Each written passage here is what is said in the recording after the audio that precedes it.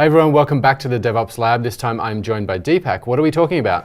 Today we are talking about Azure Data Warehouse, why enterprise are choosing Azure Data Warehousing over on-prem data warehouse. Awesome. Don't miss it.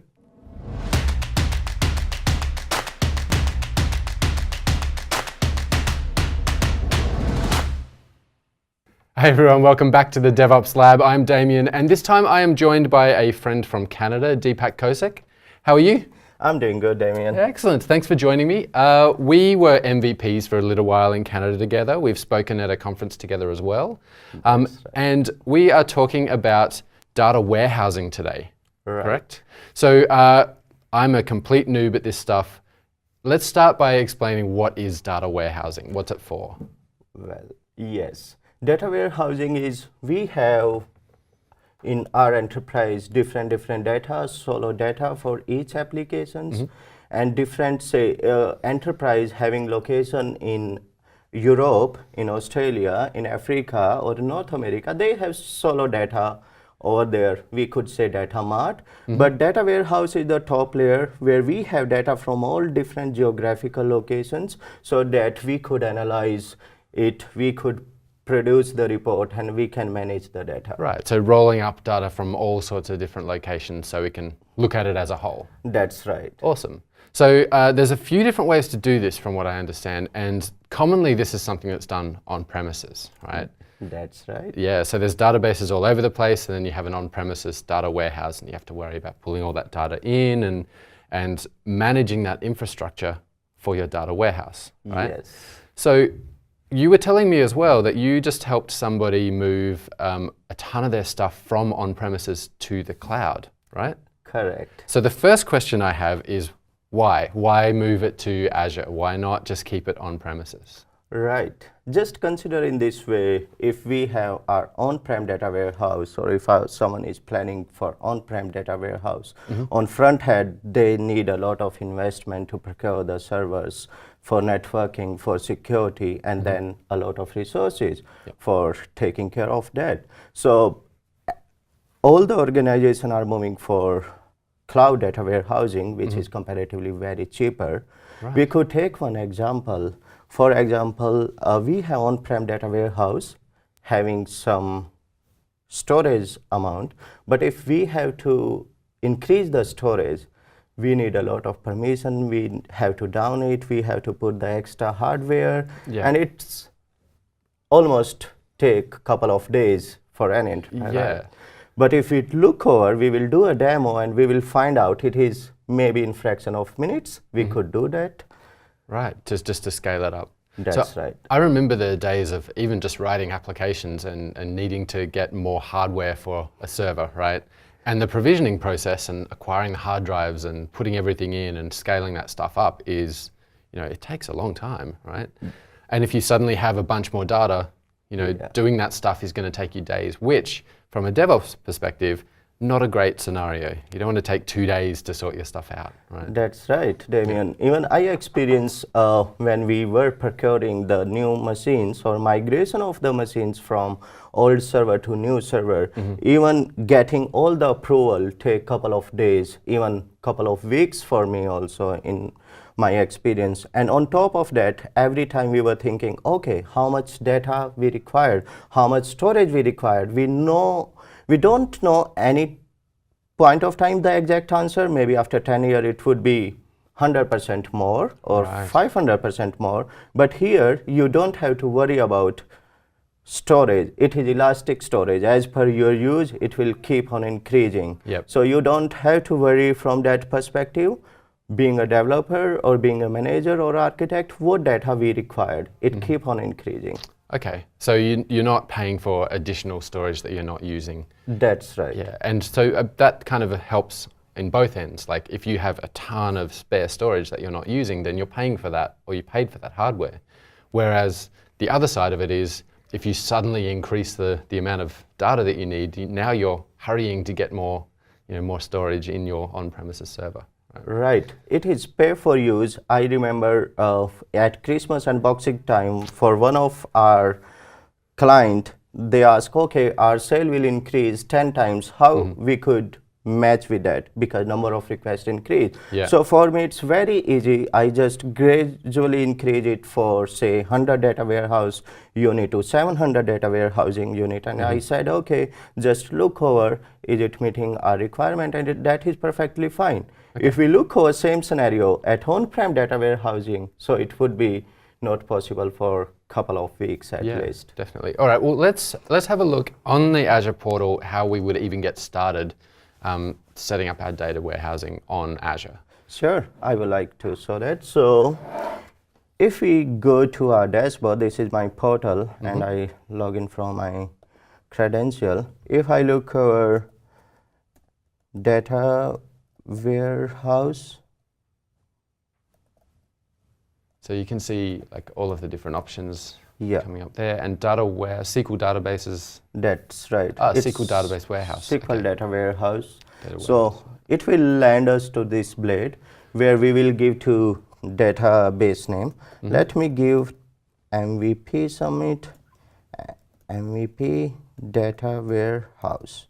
So this is the name. So regarding subscription, we could choose any subscription. I have two subscription, Azure subscription and Visual Studio Enterprise. Yep. Let's go with Azure. You can use all right, resource group, yes. Oh yeah. All very So standard. I could use create new or use existing. So let's for this, I will use Damian resource group. Great name. Oh yeah.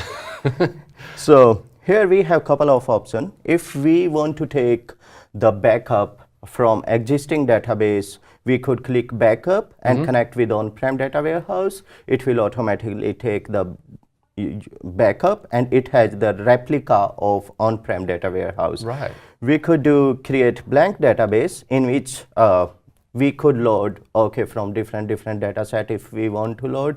So we could do that. Another, we could create sample data warehouse. So where we could look over here, it will create sample for adventure work data warehouse. Okay. So we have different options. So that's really important. You can start from a blank database, but if you already have a data warehouse locally, That's right. you can just choose the backup option and just pull it directly. So right from scratch, you're starting with the data you already have.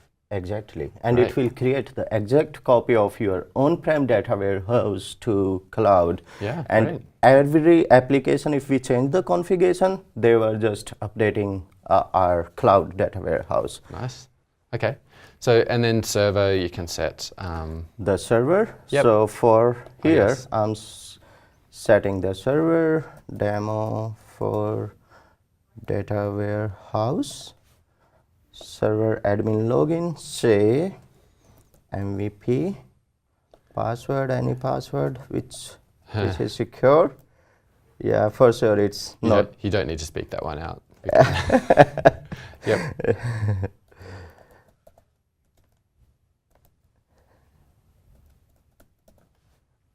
So I'm choosing location Canada Central because I'm from Canada and my maximum clients are from there. So I click over the server and click over create.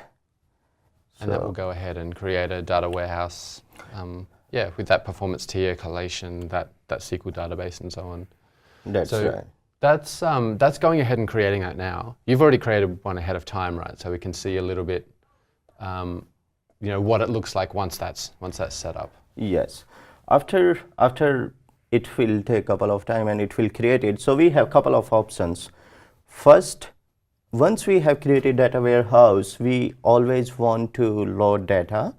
In my case, I did not keep the copy of on-prem to cloud. I chose and picked the data which is necessarily required, which is clean up data. I use couple of ETL process. So we have these two options. We have Redgate Data Platform Studio.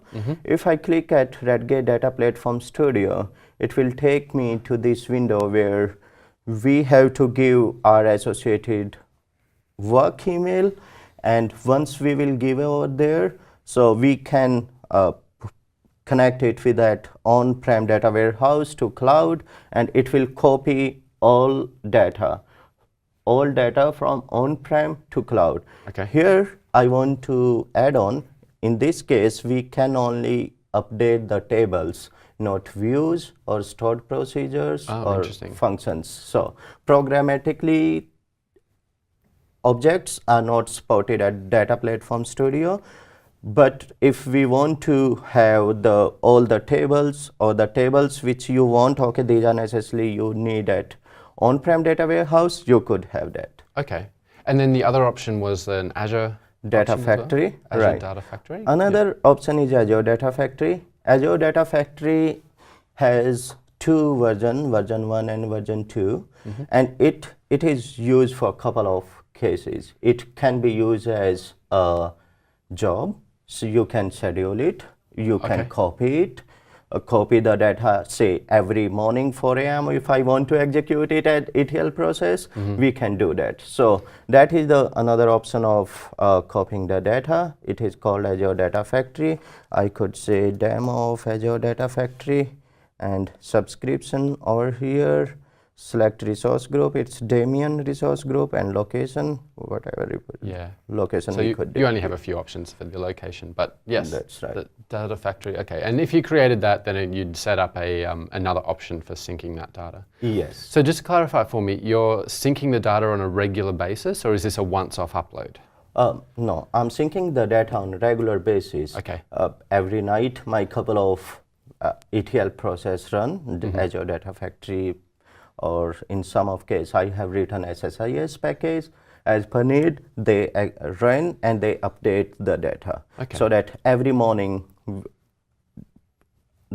have the updated analysis report. Okay, this is the records. So both are at sync, and it keep on updating every night. Okay.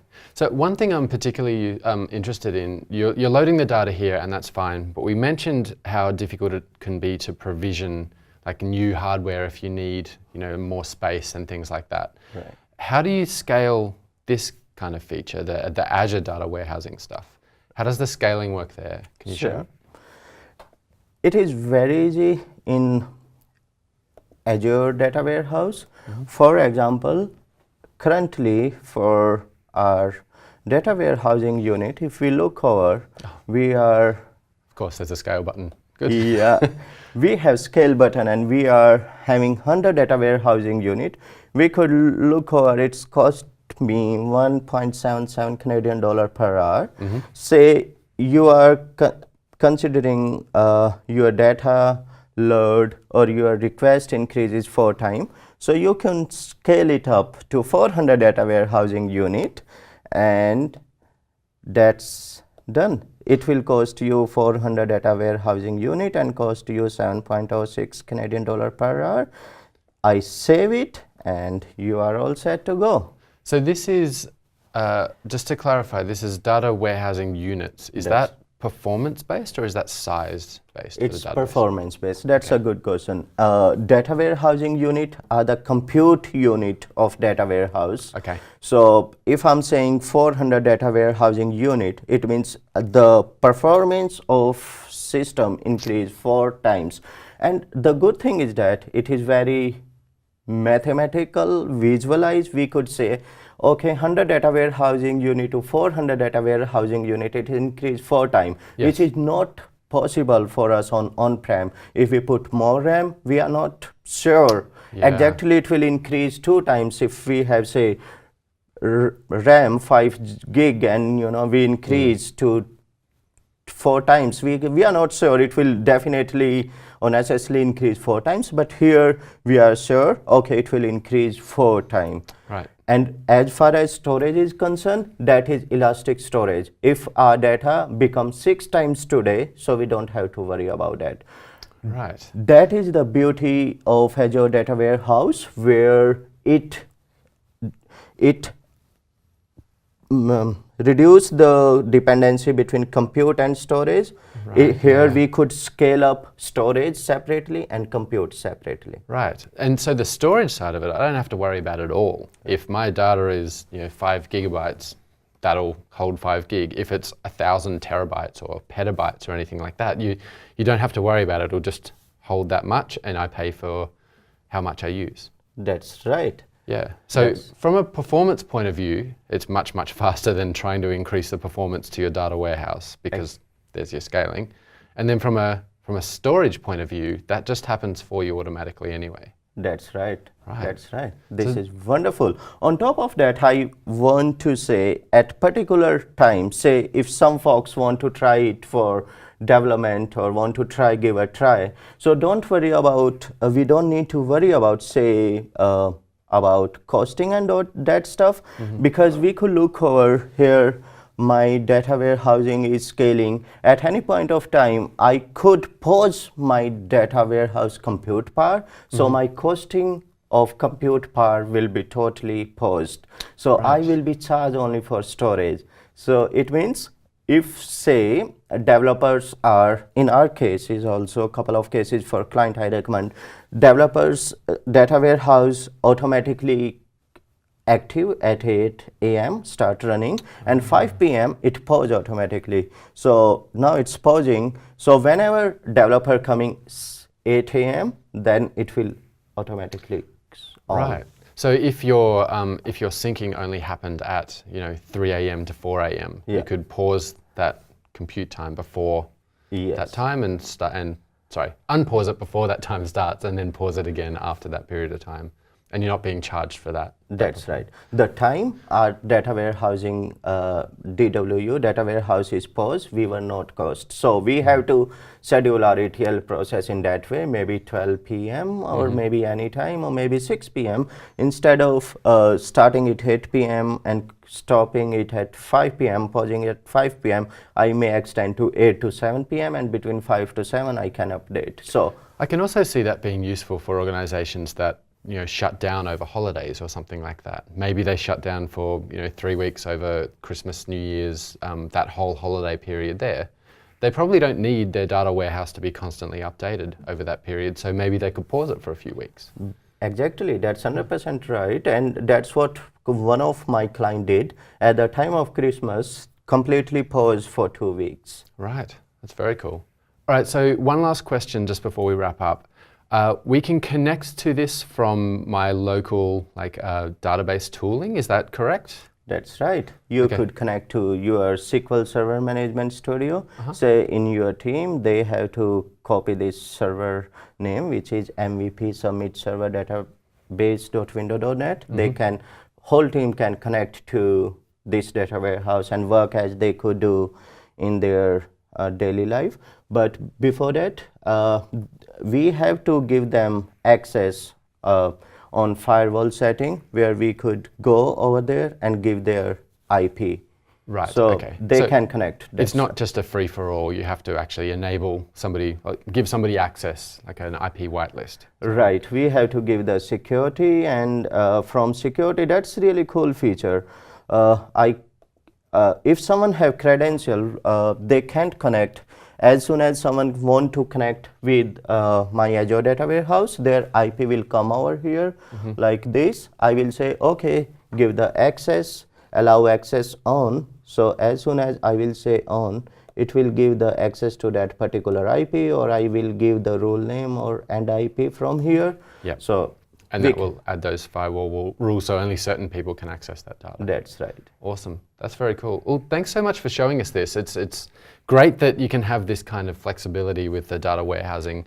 Access it obviously from the client, of course, and then the speed of actually getting that data up there and the storage size that you need as well. If people wanted to learn more, I understand you have a blog post on this kind of stuff, or several blog posts, is that right? Yes. Yeah. They can reach to deepak-kaushik.com. Here I have a couple of blog posts where they could have detail why we enterprise should consider it seriously, how to upload data with version 1, with version 2, with data factory, different options. This is currently we discuss high level, but it's a way-to-way step-by-step ETL process to load data by Azure Data Factory, move your on-prem SQL data warehousing by Data Platform Studio. They can do that. If they need any point of time more details, I would recommend Damian. One of the videos is at channel 9, which is step-by-step on Azure Data Warehousing. I shown okay how to do that. Right. So they can connect on both way, and anytime they could tweet you or me or mail you or me, and I'm happy to help. Okay, awesome. Well, I'll put both of those in the show notes so that people can follow those links directly. Sure. Yeah, so thanks so much for joining me. Thank you, Damian. Really good to hang out. Thanks, and buddy. thanks everybody for tuning in this episode, and stay tuned for more DevOps Labs episodes in the future.